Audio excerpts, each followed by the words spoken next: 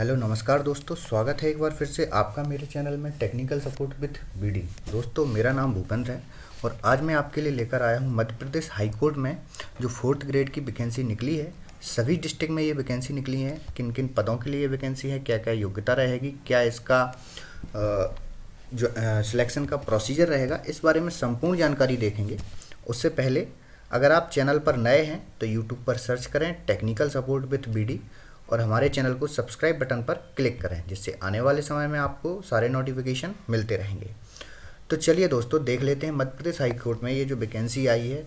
सारे YouTube channel पर और सभी जगह इसके बारे में आपको देखने को मिल रहा होगा, नोटिफिकेशन रिलीज़ किया गया है। तो किस तरीके से हमें इसके नोटिफिकेशन तक पहुंचना है और क्या क्या इस नोटिफिकेशन में दिया हुआ है।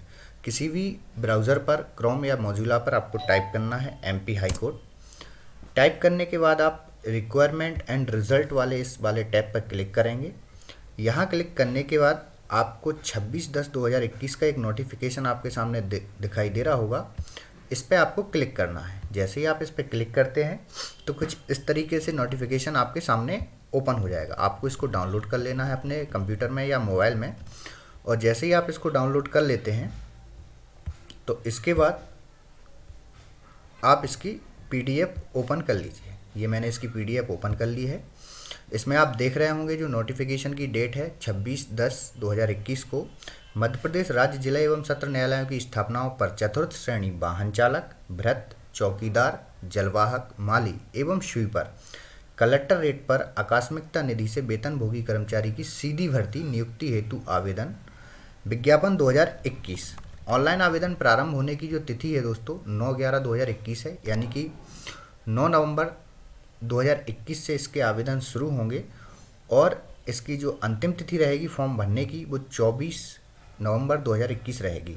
आवेदन जो भरे जाएंगे वो संभवतः MP ऑनलाइन पर जो MP हाई कोर्ट का पोर्टल है उसके माध्यम से भरे जाएंगे।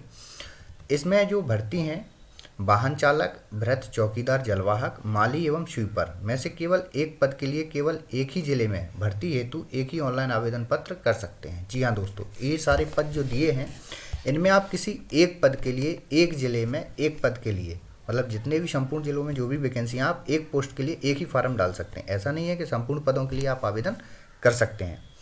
अभ्यर्थी को मध्य प्रदेश रोजगार कार्यालय में जीवित पंजीयन होना अनिवार्य है। अभ्यर्थियों से अपेक्षित है कि वे चयन प्रक्रिया से संबंधित आगामी प्रक्रियाओं की जानकारी प्राप्त करने के लिए अनुक्रम मध्य प्रदेश उच्च न्यायालय की आधिकारिक वेबसाइट पर समय समय पर अवलोकन करेंगे। आप ऑफिशियल वेबसाइट पर विजिट करें, सारी प्रक्रिया उसी के माध्यम से आपको पता चलेगी। अभ्यर्थियों से रिक्त पदों की संख्या 4th श्रेणी कलेक्टर रेट आकस्मिकता निधि वेतनभोगी कर्मचारी वाहन चालक, भृत्य, चौकीदार, जलवाहक, माली, स्वीपर सीधी भर्ती हेतु पदों की संख्या कुछ इस प्रकार है।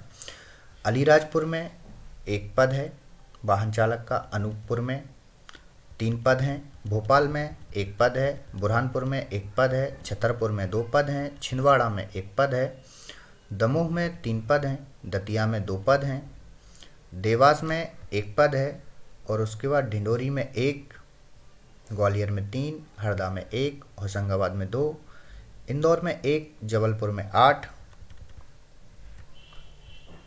जबलपुर के बाद झाबुआ में 2, खंडवा में 2, कटनी में 2, मंडला में 2, मंदसौर में 2, मुरैना में 3। इस तरीके से आप देख रहे होंगे इसमें 2-3 पद यहाँ पे सभी जिलों में मध्य प्रदेश के दिए हुए हैं। इस प्रकार कुल जो वाहन चालक के पद हैं वो हैं 69, यानी 69 पद वाहन चालक के हैं। 36 जिलों में ये पद निकाले गए हैं। इसके बाद है भृत्य, चौकीदार और जलवाहक। इसमें पदों की संख्या ज़्यादा है।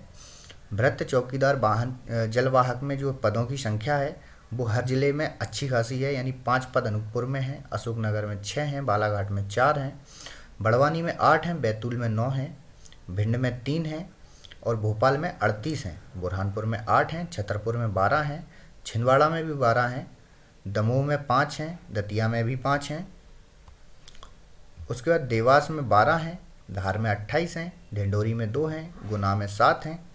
इस तरीके से ये पद आप देख पा रहे होंगे। इंदौर में 15 हैं, होशंगाबाद में 11 हैं, कटनी में 12 हैं, मंडला में 10 हैं और यहाँ पर 22 जो पद हैं रतलाम में हैं, रीवा में 4, सागर में 24 अच्छे खासे पद हैं। सतना में 10 हैं, सीहोर में 13, सिवनी में 10, श्योपुर में 11, शिवपुरी में 13, सीधी में मात्र 1 पद है, सिंगरौली बैडन में 7 पद हैं, उमरिया में 3, उज्जैन में 22 और विदिशा में 5। कुल मिलाकर जो पदों की संख्या है वो 475 है। इसमें भी जो श्रेणीवार पद हैं वो यहाँ पे दिए गए हैं, आप अपने जिस श्रेणी में आते हैं वो देख सकते हैं। श्रेणीबद्धताओं के लिए अलग से पद रिजर्व किए गए हैं।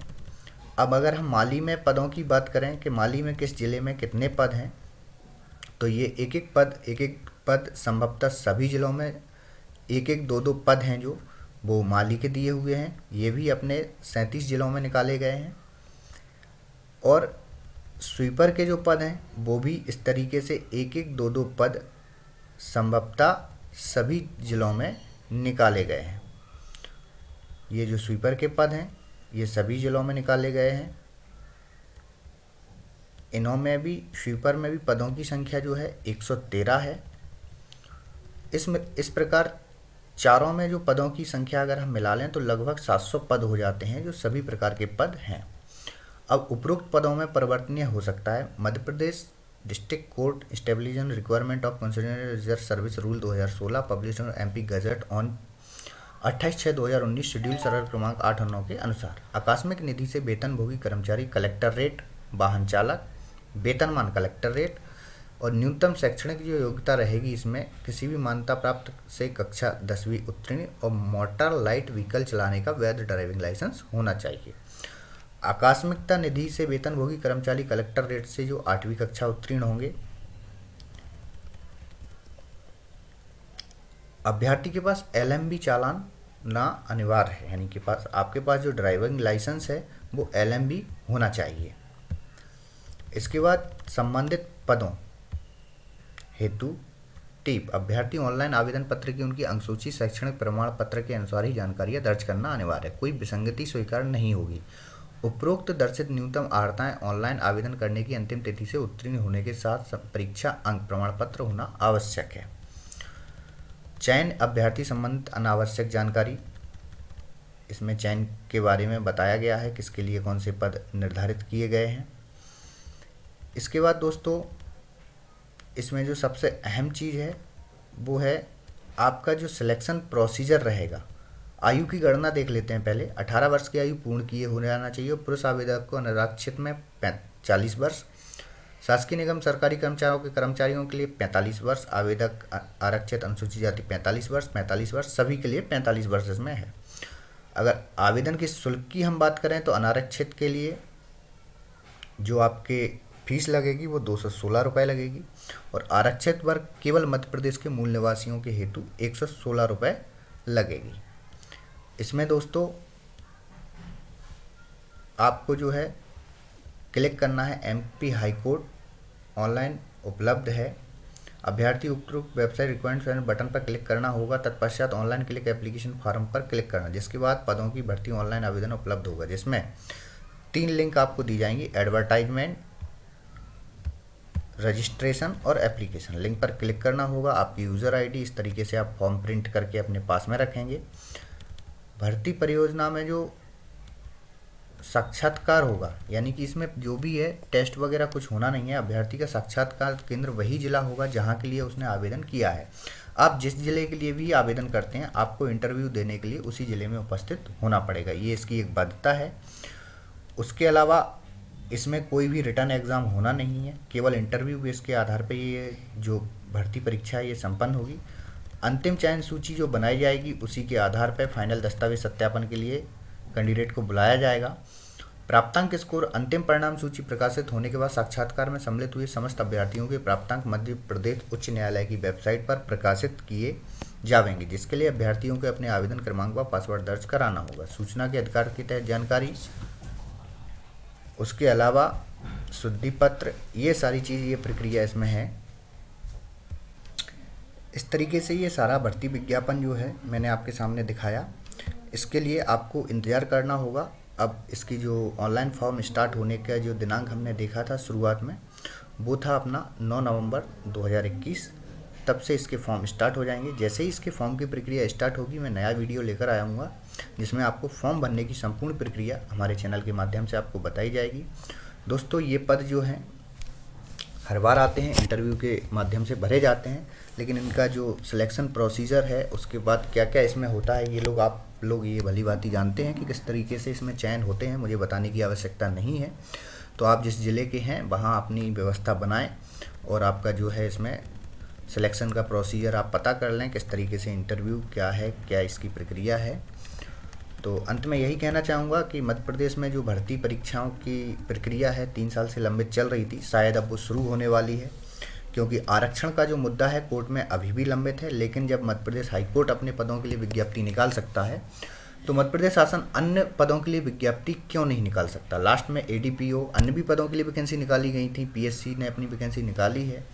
तो व्यापम के माध्यम से जो भर्ती प्रक्रियाएँ होती हैं उनकी वैकेंसी अभी तक क्यों नहीं निकाली गई, क्या कारण है।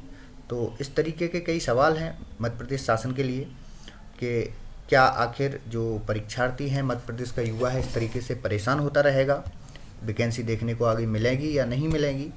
ये तो डिपेंड करता है कि मध्य प्रदेश के छात्र युवा क्या चाहता है। तो मिलते हैं दोस्तों अगले वीडियो में। इस वीडियो में इतना ही, धन्यवाद।